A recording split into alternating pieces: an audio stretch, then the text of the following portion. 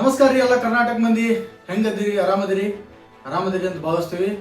ನಾನು ನಿಮ್ಮ ಶಶಿ. ನಾನು ಇವತ್ತು ಟಾಪ್ 10 ನ್ಯೂಸ್ ನೊಂದಿಗೆ ಬಂದೀನಿ. ಮೊದಲ ನ್ಯೂಸ್ ಏನಂತಂದ್ರೆ ಹುಬ್ಬಳ್ಳಿ ಧಾರವಾಡನಾಗ 2020ರಿಂದ 2025 ಟೋಟಲ್ ರೈತರ ಆತ್ಮಹತ್ಯೆ 315 ಜನ ರೈತರ ಆತ್ಮಹತ್ಯೆ ಮಾಡ್ಕೊಂಡಾರ. ಹಂಗಾಗಿ ರೈತರು ಸಾಲ ಮಾಡಿ ಅಂದ್ರೆ ಬ್ಯಾಂಕ್ ಒಳಗೆ ಸಾಲ ಮಾಡಿ ಅವರು ತೀರ್ಕೊಂಡಾರ.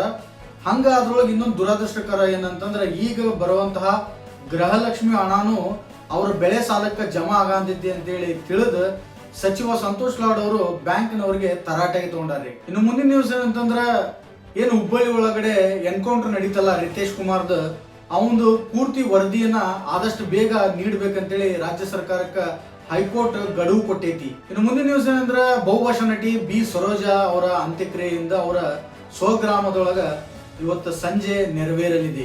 ಇನ್ನು ಮುಂದಿನ ನ್ಯೂಸ್ ಏನಂದ್ರೆ ಗೋಕರ್ಣ ಒಳಗಡೆ ವಾಸವಿದ್ದಂತಹ ರಷ್ಯಾ ಮಹಿಳೆಯನ್ನ ಏನ್ ಪೊಲೀಸರು ರಕ್ಷಣೆ ಮಾಡಿದ್ರು, ಆ ಮಹಿಳೆ ಒಂದು ಅಚ್ಚರಿ ಹೇಳಿಕೆಯನ್ನ ನೀಡಿದಾಳೆ. ಏನಂತಂದ್ರೆ ನನಗೆ ಪ್ರಾಣಿ ಪಕ್ಷಿಗಳಿಂದ ಹಾಗೂ ನೈಸರ್ಗಿಕದಿಂದ ಯಾವುದೇ ರೀತಿ ತೊಂದರೆ ಆಗಿಲ್ಲ, ಮನುಷ್ಯರಿಂದನೇ ದೊಡ್ಡ ತೊಂದರೆ ಆಗಿದ್ದೆ, ನಾವೇನು ಗುಹೆಯಲ್ಲಿದ್ದರೆ ಸಾಯುತ್ತಿರಲಿಲ್ಲ ಎಂದು ಅಚ್ಚರಿಯ ಹೇಳಿಕೆಯನ್ನು ನೀಡಿದ್ದಾಳೆ. ಇನ್ನು ಮುಂದಿನ ನ್ಯೂಸ್ ಏನಂದ್ರೆ ನವಲಗುಂದೊಳಗಡೆ 3 ಕರುಗಳಿಗೆ ಜನ್ಮ ನೀಡಿದ ಗೋಮಾತೆ, ಇದು ಪವಾಡವೇ ಸರಿ ಎಂದ ಪಶು ವೈದ್ಯರುಗಳು. ಏನಪ್ಪಾ ಅಂತಂದ್ರೆ ಮುಂಗಾರು ಮಳೆ ಜೋರಾಗಿ ಆಗಿರೋದ್ರಿಂದ ಎಲ್ಲ ಹೊರವಲಯದಿರುವಂತ ರಸ್ತೆಗಳಲ್ಲಿ ಇರುವಂತ ಸೂಚನಾ ಫಲಕಗಳ ಮೇಲೆ ಬಳ್ಳಿಗಳು ಗಿಡಗಳು ಎಲ್ಲ ಬೆಳೆದು ಅವೆಲ್ಲ ಮುಚ್ಚಿಕೊಂಡಿದ್ದಾವ. ಹಾಗಾಗಿ ಸವಾರರಿಗೆ ಏನ್ ತೊಂದರೆ ಆಗ್ತಾ ಇದೆ ಅದನ್ನ ಕೂಡಲೇ ತೆರವುಗೊಳಿಸ್ಬೇಕಂತೇಳಿ ಜನರು ಆಗ್ರಹಿಸ್ತಾ ಇದ್ದಾರೆ. ಇನ್ನು ಮುಂದಿನ ನ್ಯೂಸ್ ಏನಂತಂದ್ರೆ ಒಂದು ಕಾಲದಲ್ಲಿ ಧಾರವಾಡಿಗೆ ಹೆಮ್ಮೆ ಅನಿಸಿದ್ದಂತಹ ಕಾರ್ಪೊರೇಷನ್ ಆಸ್ಪತ್ರೆ ದಿನೇ ದಿನ ಸೊರಗುತ್ತಿದ್ದು ಬೇಜಾರದ ಸಂಗತಿ.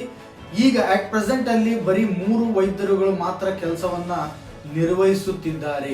ಇನ್ನು ಹುಬ್ಬಳ್ಳಿ ಧಾರವಾಡದಲ್ಲಿ ಕಾನೂನು ಸುವ್ಯವಸ್ಥೆ ಭದ್ರಗೊಳಿಸುವ ಸಲುವಾಗಿ ಅಲ್ಲಲ್ಲಿ ರೌಡಿ ಶೀಟರ್ಗಳ ಮನೆಗಳ ದಾಳಿ ಹಾಗೂ ಅವರ ಮನೆಯಲ್ಲಿ ಸಿಕ್ಕಂತಹ ಶಸ್ತ್ರಾಸ್ತ್ರಗಳನ್ನ ವಶಪಡಿಸಿಕೊಳ್ಳಲಾಗಿದೆ. ಹಾಗೂ 80 ಮೊಬೈಲ್ಗಳು ಹಾಗೂ 14 ದ್ವಿಚಕ್ರ ವಾಹನಗಳನ್ನ ಪೊಲೀಸರು ವಶಕ್ಕೆ ಪಡಿಸಿಕೊಂಡಿದ್ದಾರೆ. ಇನ್ನು ಮುಂದಿನ ನ್ಯೂಸ್ ಏನಂತಂದ್ರೆ ಮೇಲ್ಸೇತುವೆ ಕಾಮಗಾರಿಯ ಸಲುವಾಗಿ ಉಪನಗರ ಪೊಲೀಸ್ ಠಾಣೆಯ ಒಂದು ಭಾಗವನ್ನ ಕೆಡವಬೇಕಾಗಿ ಬರುವುದೆಂದು ಸ್ಮಾರ್ಟ್ ಸಿಟಿ ಲಿಮಿಟೆಡ್ ನವರು ತಿಳಿಸಿದ್ದಾರೆ. ಇನ್ನು ಕೊನೆ ನ್ಯೂಸ್ ಏನಂದ್ರೆ ಧಾರವಾಡದಲ್ಲಿ 100 ನಿವಾಸಿಗಳ ಇರುವಂತಹ ಒಂದು ಗ್ರಾಮವನ್ನು ದತ್ತು ಪಡೆದು ಎಲ್ಲರ ಮೆಚ್ಚುಗೆ ಪಾತ್ರರಾದಂತಹ ಡಾಕ್ಟರ್ ರಾಜನ್ ದೇಶಪಾಂಡೆ ಅವರು. ಮತ್ತೆ ಇವೆಲ್ಲ ನ್ಯೂಸ್ ನಿಮ್ಗೆ ಇಷ್ಟ ಆಗೈತೆ ಅಂತ ಅನ್ಕೊಂತೀನಿ. ಮತ್ತೆ ಮುಂದಿನ ನ್ಯೂಸ್ ನೊಂದಿಗೆ ಬರ್ತೀನಿ. ಅಲ್ಲಿವರೆಗೂ ನೋಡ್ತಾ ಇರಿ ನಿಮ್ಮ ಯೂನಿವರ್ಸಲ್ ಡಿಜಿಟಲ್ ನ್ಯೂಸ್.